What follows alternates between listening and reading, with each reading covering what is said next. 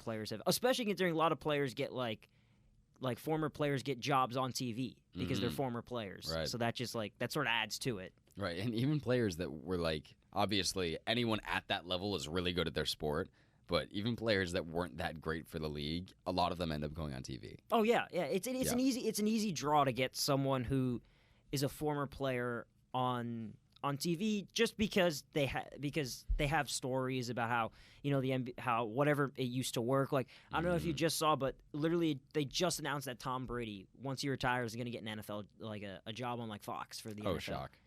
So, right. but so it happens all the time, and I have mixed feelings about it. But I mean, sometimes it works out. I know JJ Redick. He's been great. He's been awesome. Been fantastic. I love JJ Redick on. Oh, he's been awesome, and he's been because he's one of the rare few who's not just there for the money. He's there to have a good time. This guy, he has his own podcast. Yeah, it's great. It's awesome. It's great. And then, but when he goes on the news stations, or not the news stations, they ESPN, the networks, the networks. He's going head to head with these guys, relentless, because they're saying stuff and he's disagreeing. He's going to speak his mind. A lot of people don't do that, but it's so entertaining to listen to him argue with these random. It's a breath analysts. It's a breath of fresh air because a lot of I don't know. I have mixed feelings about a lot of analysts on TV because they'll change their reaction so instantly, and it's didn't you just say the opposite thing yesterday? Right. So I mean, at least wait till over time, then you can change your opinion. You can't change it after one day. It's ugh.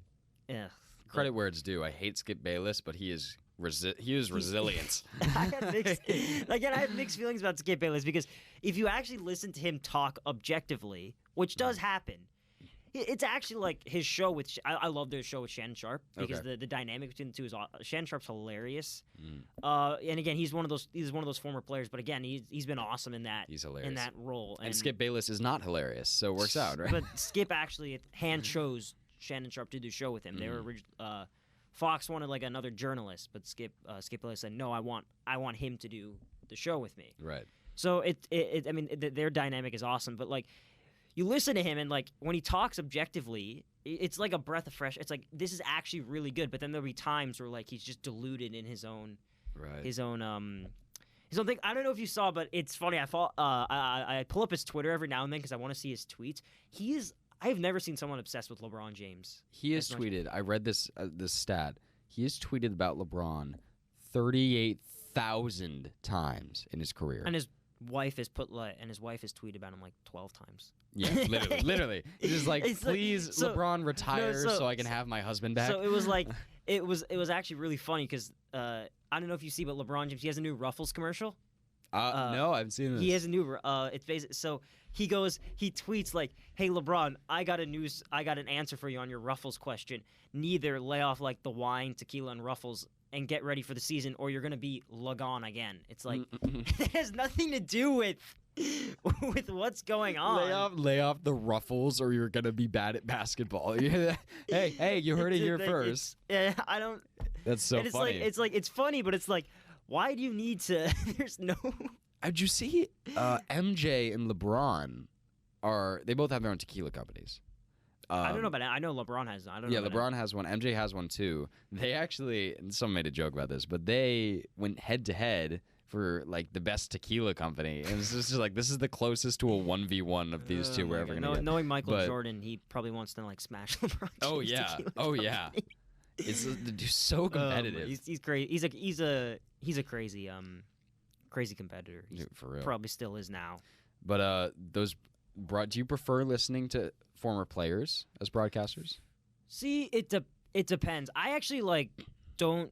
I'll listen to JJ Redick the most. I like it with guys like JJ who have their podcast because I like to see former or current players talk about what's going on now. Mm-hmm. And the thing about JJ Redick is he's been a part of so many different teams. So he's got and he's one of those guys that's a very good leader. So you'll know.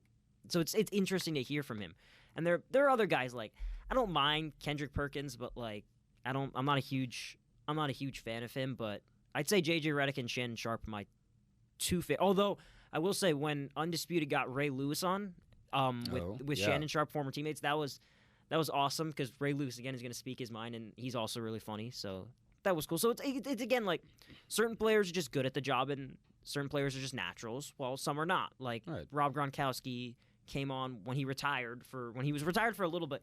He came on Fox, and it was awful. Like, he was not comfortable on camera. It just wasn't his, and that's how it is. Some players are good at it, some players are not. That's just how it is. It's charismatic. It has nothing to do with the game. No, it doesn't. It has nothing to do with the game. You can be. I mean, we talk about this with teachers all the time. You can be the smartest guy on the planet and be a terrible teacher.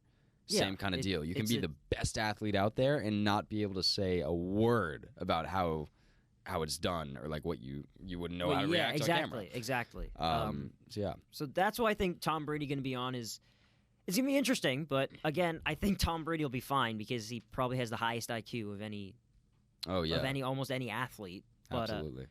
Drew Brees also he's now on NBC for that. That's been cool to watch. I think he's also had a natural sort of fit. So yeah, it's again, but it's sort of like again, like mixed emotions because I know for a fact, it's just the way the industry is that former athletes and players are just gonna have a bias to it, and right. it's annoying, but it is how it works. So